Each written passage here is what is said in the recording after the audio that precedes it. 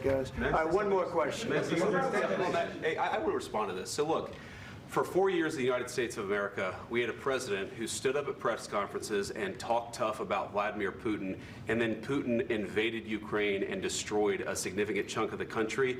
The path to peace and the path to prosperity is maybe engaging in diplomacy. We tried the pathway of Joe Biden of thumping our chest and pretending that the President of the United States' words mattered more than the President of the United States' actions.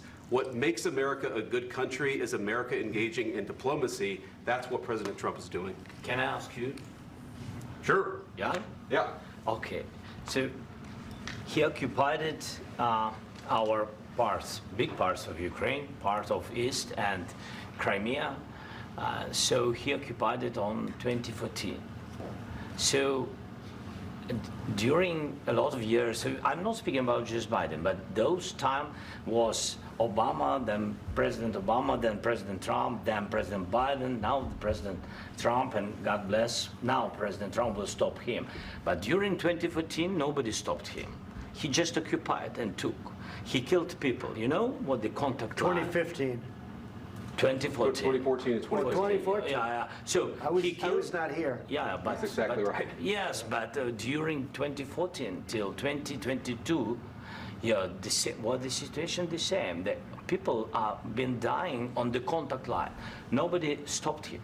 You know that we had conversations with him, a lot of conversation, my bilateral conversation, and we signed with him, me, like a new president. In 2019, I signed with him the deal. I signed with him, Macron and Merkel, we signed ceasefire. Ceasefire. All of them told me that he will never go. We signed with him with gas contract. Gas contract. Yes, but after that, he broken this ceasefire. He killed our people and he didn't exchange prisoners. We signed the exchange of prisoners, but he didn't do it. What kind of diplomacy, JD, you are speaking about? What do you mean?